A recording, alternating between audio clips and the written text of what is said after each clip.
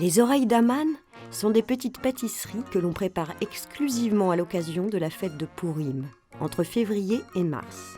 Il est de coutume que chaque famille en fabrique et les échange avec ses proches. Ce sont de petits sablés. La forme de ces gâteaux permet de cacher à l'intérieur de la pâte de dattes, de la confiture, de la pâte à tartiner ou de la pâte d'amande.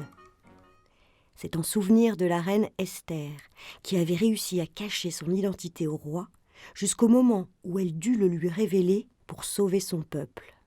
Ces petits gâteaux portent le nom du méchant vizir Aman. Mais ceci, c'est une autre histoire. C'était il y a fort longtemps, il y a près de 2500 ans, au temps où les Perses dominaient le monde. Une femme, nommée Esther, devint la favorite du roi Assuérus.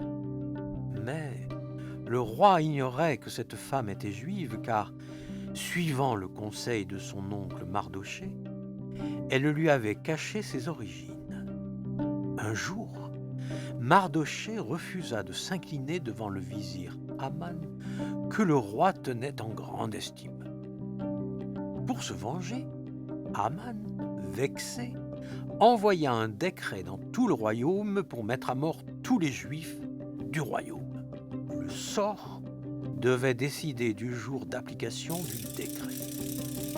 Ce fut le 13e jour du 12e mois.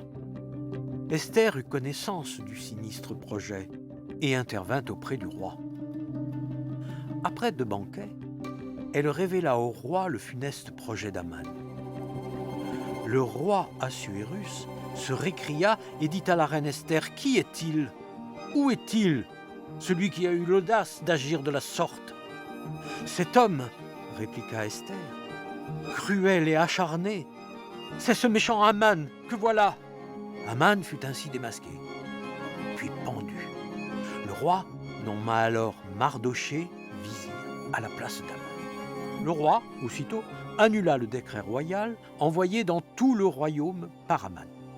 Dans chaque province, dans chaque ville, partout où parvinrent l'ordre du roi et son édit, ce fut pour les Juifs joie, allégresse, festin et jour de fête.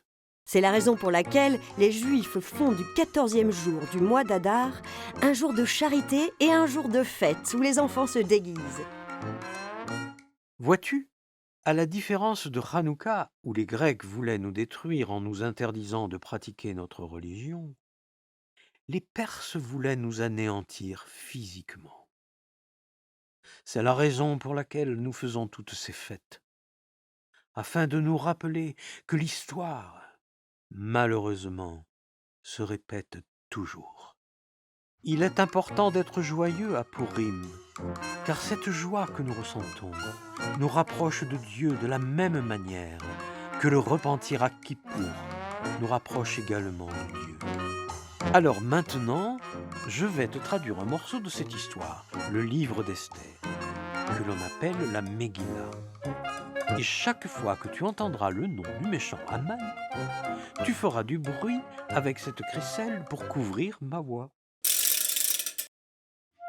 Puis Aman dit au roi Assuérus, il est une nation répandue dans toutes les provinces de ton royaume.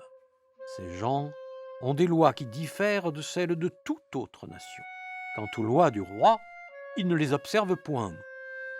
Le roi ôta son anneau du doigt et le remit à Aman et fit de lui le persécuteur des Juifs. Et le roi dit à Aman, « Je t'abandonne à la fois l'argent et cette nation dont tu feras ce que bon te semblera. » On convoqua les scribes du roi le 13e jour du 1er mois. Et un message fut rédigé d'après les prescriptions d'Aman à l'adresse des satrapes du roi et scellé du sceau royal.